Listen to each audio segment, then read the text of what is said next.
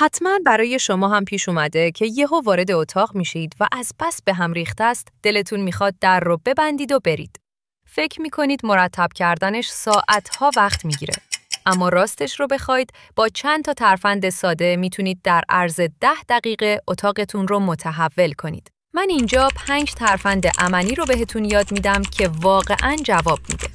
ترفند شماره 1، سبد جادویی. برید یه سبد یا یه سبد لباس چرک بردارید. حالا دور اتاق بچرخید و هر وسیله‌ای که سر جاش نیست، از کتاب و دفتر گرفته تا لوازم آرایش و لباس رو توی این سبد بریزید.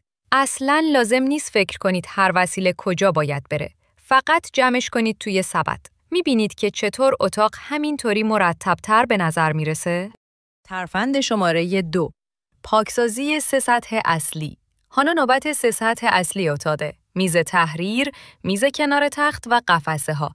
روی هر کدوم فقط 30 ثانیه وقت بذارید. هر چیزی رو که مربوط به اون سطح نیست بردارید. همین کار ساده فضای اتاقتون رو خیلی مرتب‌تر نشون میده.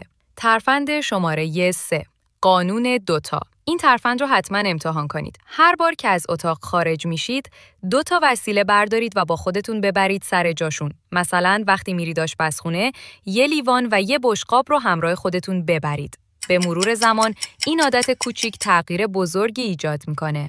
ترفند شماره 4، بازی 5 دقیقه‌ای. تایمر گوشیتون رو روی 5 دقیقه تنظیم کنید. حالا برید سراغ یه نقطه به هم ریخته. مثلا یک کشو یا قفسه و تا وقتی زمان تموم بشه با سرعت هر چی بیشتر میتونید اون رو مرتب کنید. این بازی رو روزی چند بار انجام بدید. نتیجهش شگفت‌انگیزه. ترفند شماره 5، یکی میاد، یکی میره. برای جلوگیری از به هم ریختگی دوباره این قانون طلایی رو رعایت کنید. به ازای هر وسیله جدیدی که میخرید، یه وسیله قدیمی رو از اتاق خارج کنید. اینطوری اتاقتون همیشه سبک و مرتب میمونه. این 5 ترفند ساده رو امتحان کنید. مطمئن باشید از نتیجه شگفت زده میشید.